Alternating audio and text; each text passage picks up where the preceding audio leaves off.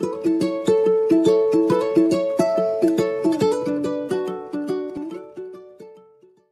To Angels English learning. This is Anjali Tiwari. तो आज हम क्लास 12th की 7th poem from the passing of Arthur, जिसे एल्फ्रेड लॉर्ड टेनिसन ने लिखा है, इसे पढ़ने जा रहे हैं। सबसे पहले मैं आपको पोएम की समरी बताऊंगी एंड देन हम पोएम को लाइन टू लाइन मीनिंग देखते हुए कवर करेंगे। जो भी हार्ड वर्ड्स इस पोएम में आ रहे हैं मैं आपको उनका मीनिंग बताऊंगी और ये भी बताऊंगी कि पोएट क्या कहना चाह रहा है इस पोएम में और उसने क्या सोचते हुए इस पोएम को लिखा है। तो ये जो फ्रॉम द पासिंग ऑफ अर्थर है, ये किंग अर्थर की कहानी है जब वो एक युद्ध को, एक बैटल को हार जाते हैं और वो अपनी तीनों रानियों के साथ में एक रहस्यमयी स्थान पर जा रहे होते हैं। वो घायल होते हैं, वो परेशान होते हैं और वो मरने वाले होते हैं।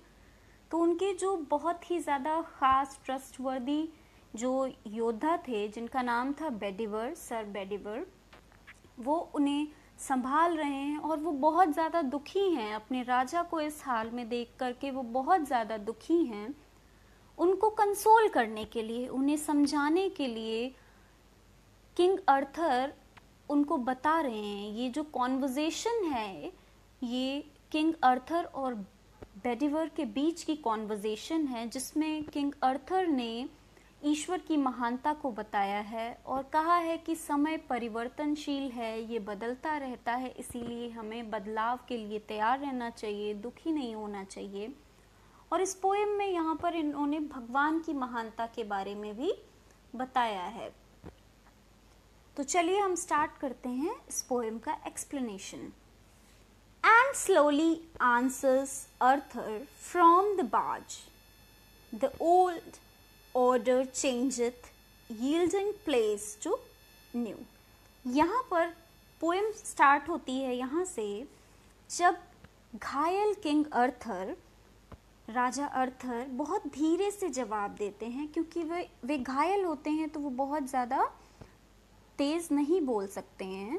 बाज का मतलब है लाइट बोट, नौका। वो एक नाव में सवार होते हैं और वे लोग जो हैं किसी स्थान पर जा रहे होते हैं सब कुछ छोड़ के।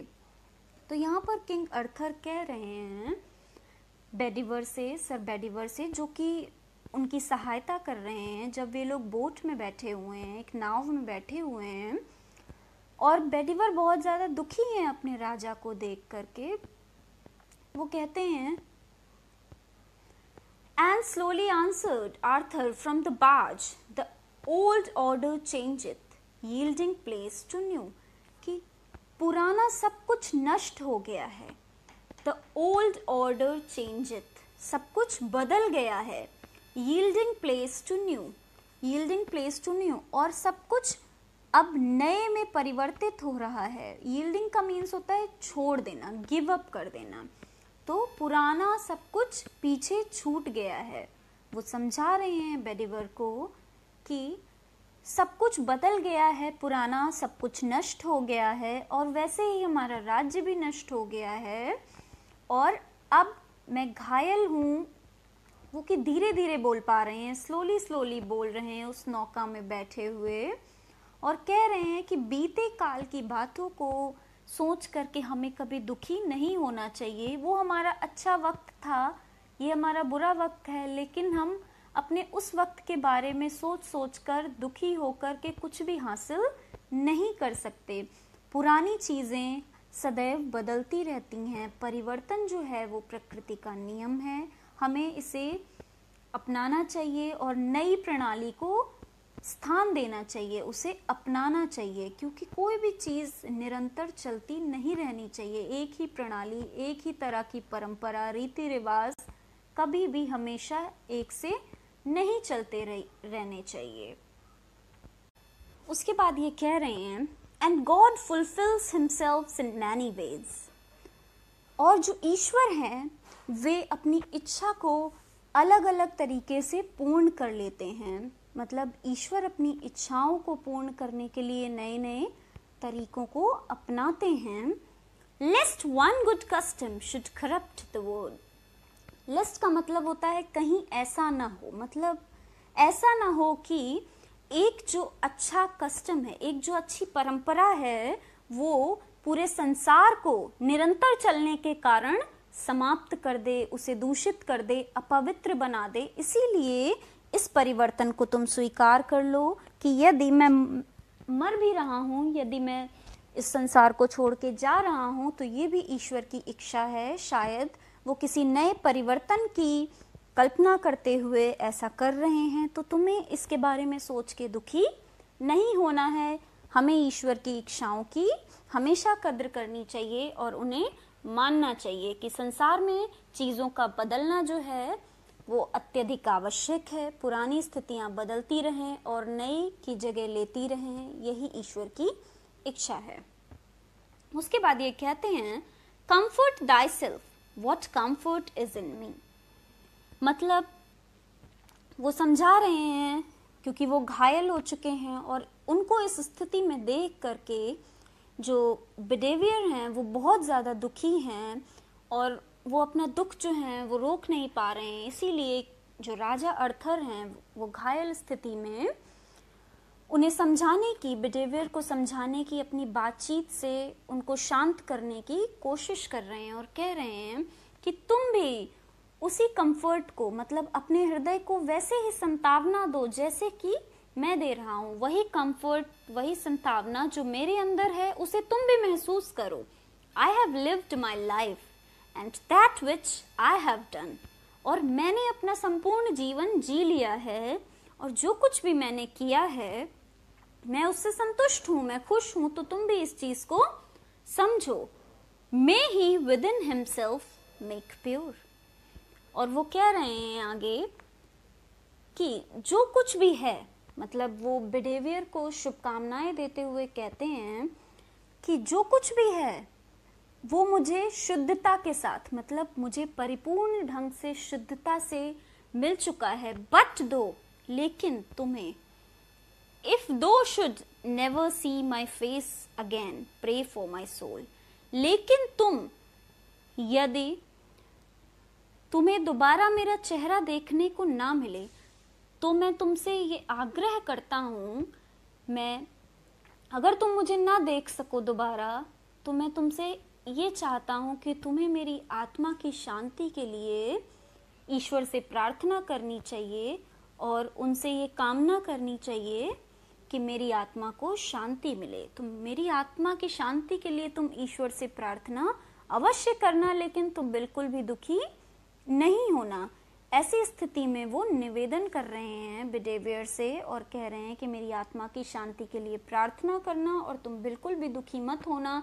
उसी कंफर्ट को, उसी संतावना को तुम भी अपने हृदय में स्थान दो जिसे मैं महसूस कर रहा हूँ, क्योंकि मैंने अपना संपूर्ण जीवन जी लिया है। जो कुछ भी मैंने किया है मुझे उसका ही फल मिल रहा है।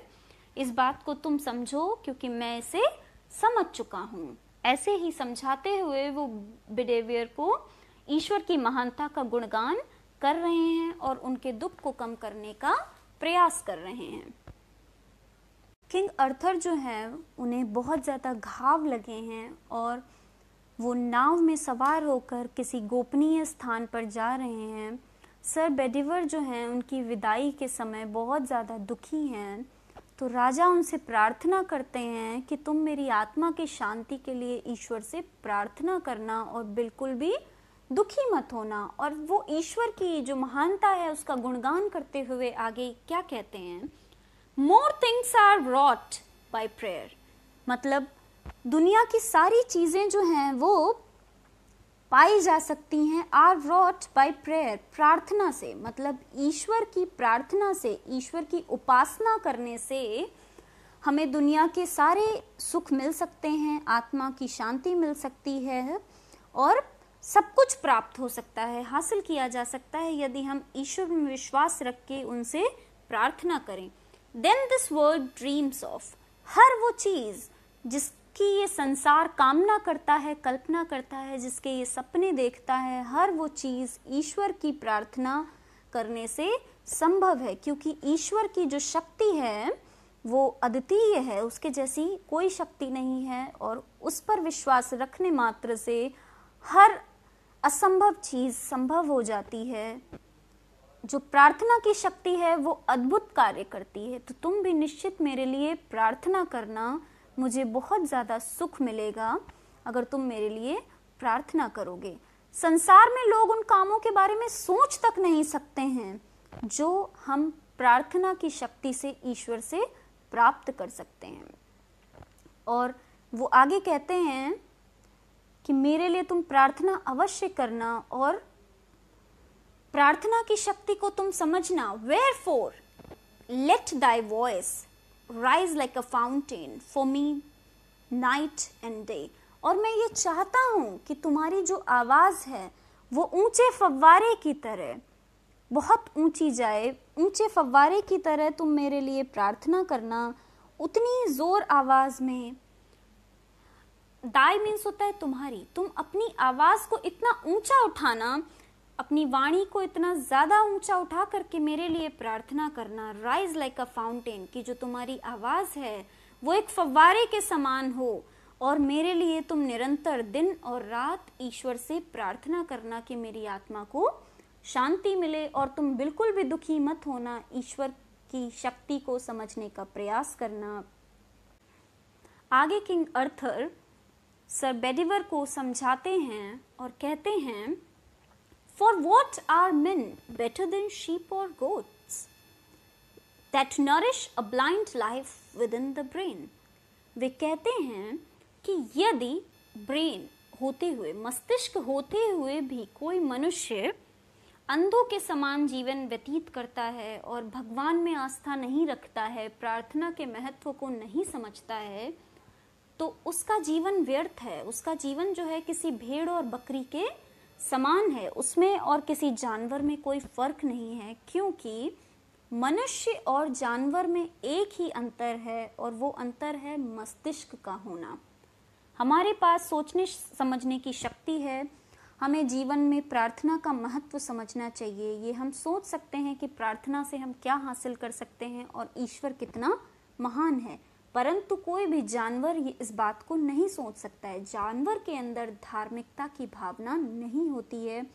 यही अद्भुत गुण जो है वो हमें जानवरों से अलग बनाता है। यही एक खास गुण है जो भगवान ने इंसानों को दिया है, मनुष्यों को दिया है और जानवरों को नहीं दिया है। तो हमें इसके महत्व को समझना चाहिए। और मनुष्यों के पास मस्तिष्क होता है, यदि अपने मस्तिष्क का प्रयोग करते हुए वे प्रार्थना की बड़ी शक्ति को, ईश्वर की शक्ति को समझ लें, तो जीवन में कई चमत्कार ला सकते हैं, अपने जीवन को अच्छा बना सकते हैं। और यदि मस्तिष्क होते हुए भी वे भगवान को, ईश्वर में विश्वास नहीं रखते हैं, उसके महत्व को नहीं समझते हैं, तो उनका जीवन जो है वो किसी भेड़ और बकरी से कम नहीं है। If knowing God, they lift not hands of prayer, both for themselves and those who call them friend।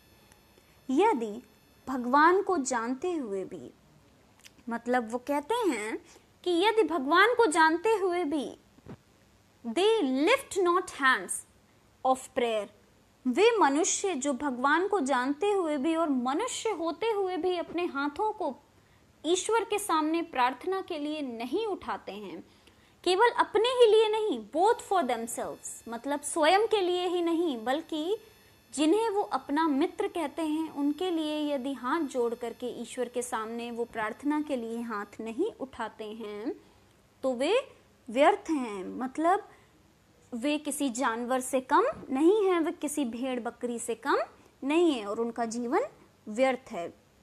हमें अपनी आत्मा की शांति के लिए प्रार्थना करती रहनी चाहिए। और वो कहते हैं कि दिन प्रतिदिन नित अगर हम प्रार्थना करते हैं तो हम अपने जीवन को सुखमय बना सकते हैं। भेड़ बकरियों के पास सोचने समझने का और मूल्यांकन करने का मस्तिष्क नहीं होता है। यही एक सबसे बड़ा अंतर है जो भगवान ने हम में और जानवरों में दिया है। इसीलिए हमें केवल अपने लिए ही नहीं, अपितु जिन्हें हम अपना मित्र कहते हैं, अपना प्रिय कहते हैं, उनके लिए भी ईश्वर से हाथ जोड़ करके निरंतर प्रार्थना करते रहनी चाहिए। यही हमें जीवन के सुख और परम आनंद का अनुभव कराएगी। क्योंकि प्रार्थना ही वो बहुमूल्य गुण है जो हमें परमात्मा से जोड़ता है और ईश्वर की शरण में लेकर के जाता है।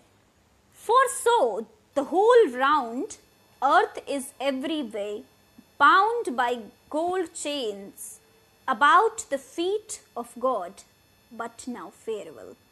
उसके बाद ये कह रहे हैं, बाउंड मीन्स होता है बंधे हुए, मतलब ये जो संपूर्ण पृथ्वी है ये हर प्रकार से भली प्रकार से बंधी हुई है। यहाँ पर जो कुछ भी घटित होता है वो ईश्वर की इच्छा से ही घटित होता है। ये सोने की जंजीरों से बंधी हुई है ईश्वर के चरणों से। ये जो संपूर्ण पृथ्वी है, पृथ्वी की जो श्रृंखला है, ये बंधी हुई है ईश्वर के चरणों से, सोने की जंजीरों से। और यहाँ पर जो कुछ भी होता है वो ईश्वर की इच्छा से ही घटित होता है। इसीलिए सभी को हाथ जोड़कर उस सर्वशक्तिमान ईश्वर के सामने नमन करना चाहिए, हाथ जोड़ के उनका अभिनंदन करना चाहिए, उनका धन्यवाद करना चाहिए, उन्होंने जो कुछ भी हमें दिया है। और यदि हमें कोई दुख मिलता है तो उसके लिए भी हमें उनसे ही प्रार्थना करनी चाहिए, उनसे क्षमा मांगनी चाहिए और उस दुख से निकलने के लिए उनसे ही प्रार्थना करनी चाहिए। ईश्वर जो है वो सर्वोच्च है, सर्वशक्तिमान है। संपूर्ण ब्रह्मांड जो है वो उनके आदेशों का पालन करता है। ये संपूर्ण पृथ्वी जो है उनके इशारे पर ही नाचती है, हर प्रकार से उन्हीं से बंधी हुई है। इसीलिए प्रार्थना के द्वारा हम अनेक चीज़ों को प्राप्त कर सकते हैं।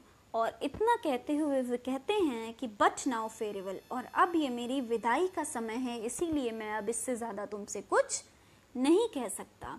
मतलब वे बेडिवर को समझाते हुए कह रहे हैं कि ये जो संपूर्ण पृथ्वी है ये ईश्वर की बनाई हुई ऐसी रचना है जो सोने की जंजीरों से, उनके चरणों से बंधी हुई है। इसीलिए हमें उनके महत्व को समझना चाहिए, समय समय पर प्रार्थना के माध्यम से उनका धन्यवाद करना चाहिए, परिवर्तन को निश्चित ही अपना लेना चाहिए कि वो ईश्वर की ही इच्छा है, क्योंकि उनकी इच्छा के बिना यहाँ कुछ भी नहीं हो सकता है। हमें अपने लिए ही नहीं बल्कि अपने अपनों के लिए, अपने मित्रों के लिए, अपने परिवार के लिए भी ईश्वर से हाथ जोड़ करके प्रार्थना करनी चाहिए, अपनी गलतियों के लिए क्षमा मांगनी चाहिए और ईश्वर में अपने विश्वास को बनाए रखना चाहिए। यदि हम ऐसा नहीं करते हैं तो हम भेड़ बकरियों से कहीं कम नहीं है, मतलब हम जानवरों से कम नहीं हैं, क्योंकि जानवरों के पास दिमाग नहीं होता है, किसी भी चीज़ में वो फर्क नहीं कर सकते, परंतु हमें ईश्वर ने ये गुण दिया है। इसीलिए हमें ईश्वर के महत्व को समझना चाहिए और निरंतर उसका धन्यवाद करना चाहिए। प्रार्थना में वो शक्ति होती है जिससे कई चमत्कार हो सकते हैं, तो हमें ईश्वर में अपने विश्वास को बनाए रखना चाहिए। और इतना कहते हुए वे कहते हैं कि अब मैं इससे ज़्यादा कुछ नहीं कह सकता, क्योंकि अब मेरी विदाई का समय आ गया है। मतलब इतना कहने के बाद ही वो इस संसार को छोड़ करके चले जाते हैं, अर्थात उनकी मृत्यु हो जाती है। सो I think you have got the explanation of the chapter. If it was helpful for you, please do like, share and subscribe to my channel. I will be back with some new chapters. Till then, take care. Bye-bye.